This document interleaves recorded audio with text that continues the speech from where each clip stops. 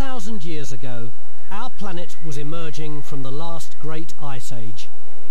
It had locked the Earth and all the humans living on it in an icy grip for 100,000 years. But now suddenly, the planet was warming. Temperatures rose by more than 5 degrees in just a few decades. Ice sheets were melting and sea levels rising, with disastrous consequences for many of our ancestors.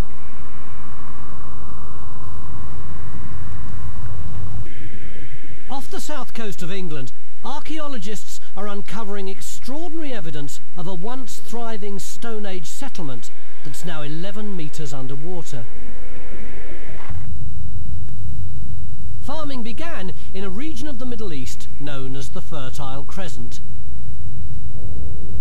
It then spread further east and northwest into Turkey. For about 190,000 years, our ancestors had lived nomadic lives, wandering the landscape for food. The invention of farming meant this was no longer necessary. People had learned that in a favourable climate, it was much easier to grow your own. What were they growing then? Well, we find different types of wheat, and here we've got a charred wheat ear that has been impressed or preserved in a mud brick, and that's a beautiful impression of a... So it's been burnt in the brick then? It's been burnt, and that, hence the preservation. Wow, that's spectacular. And what kind of tools would they have been using then? So here we have the collection of stone tools that they would have been using. This is a quernstone. Oh, what's a quernstone? Well, they would have used that as the base, and then something like this to start crushing the grain, wheat, any food stuff like this. So they're making flour then? Well, we think they're making flour, yes. And then for crop cutting, they would be using tools made out of obsidian, which is a volcanic glass, and working it is technologically quite difficult to do. So it's something that they've achieved. You can see an example here, very, very fine chips and very sharp.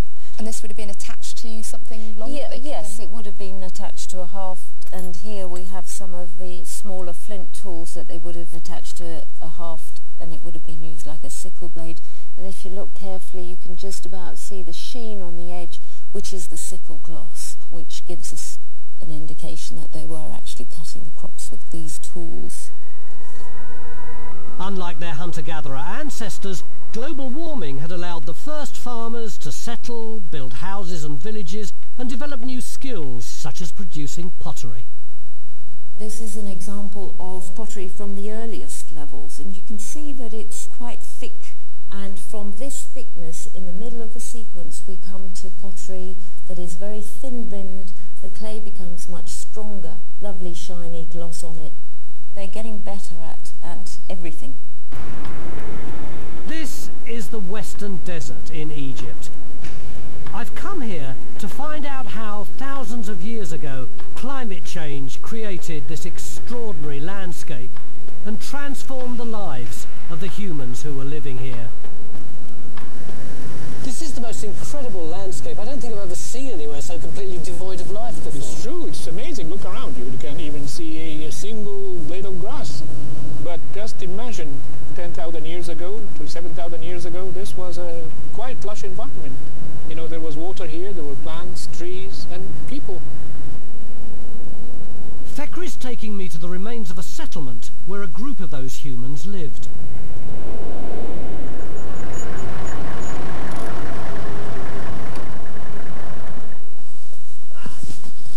Oh, this is archaeology, isn't it?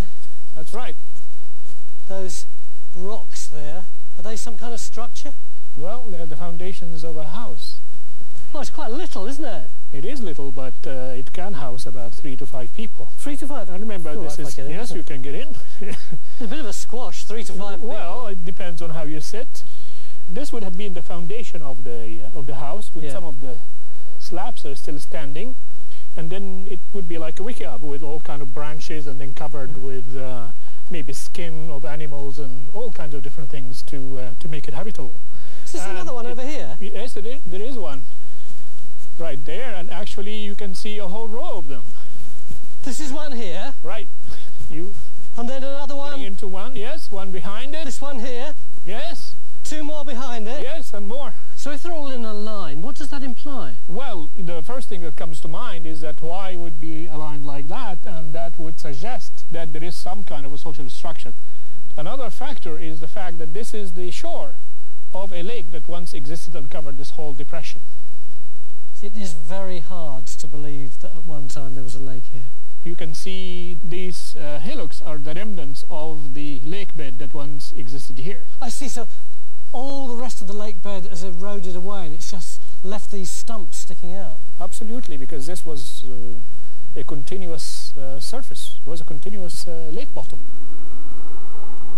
Archaeologists have found evidence of lakes and lakeside settlements like this one all over the Sahara.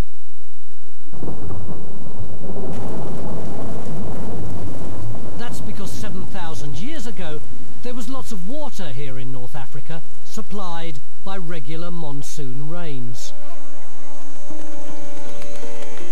Life flourished, humans and their prey.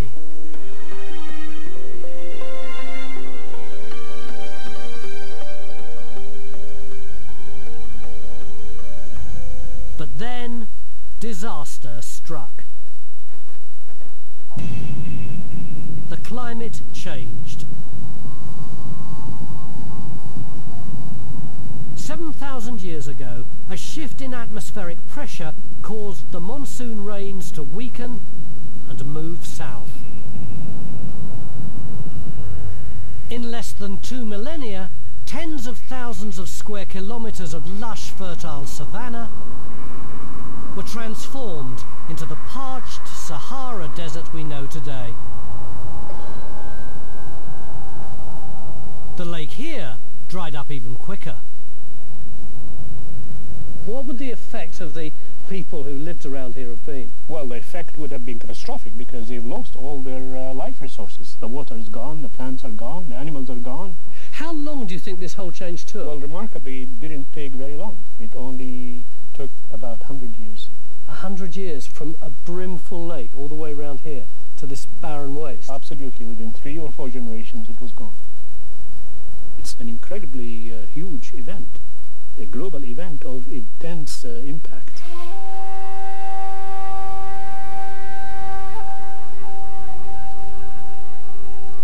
For the inhabitants of a settlement like this one, the gradual weakening of the rain and the encroachment of the desert meant they had no alternative but to leave, and leave behind a way of life that had been in their blood for thousands of years.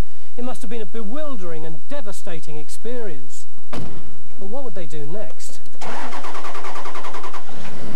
The answer takes me, as it took the Saharan refugees, several hundred miles west. Their only hope of survival was to find a source of water that the drought couldn't dry up. Something like this.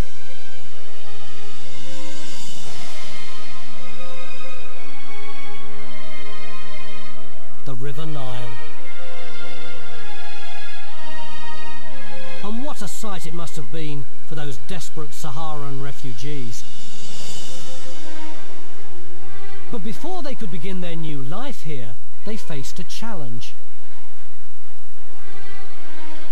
Just look at the landscape of the Nile.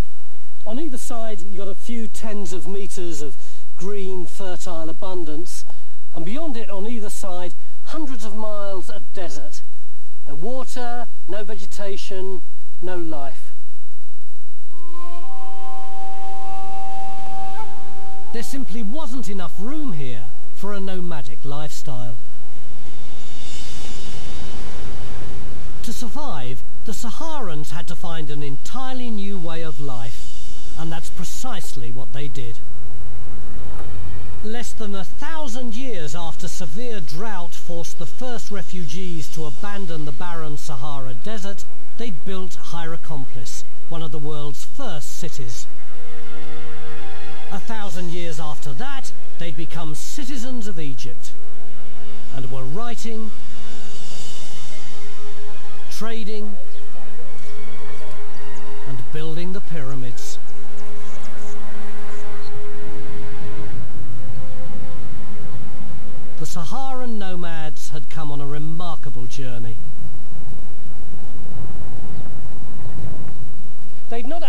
established one of the world's first cities, they'd established one of the world's first kingdoms, and by doing so, they'd created a model by which humans, not just round here, but all over the world, would begin to live.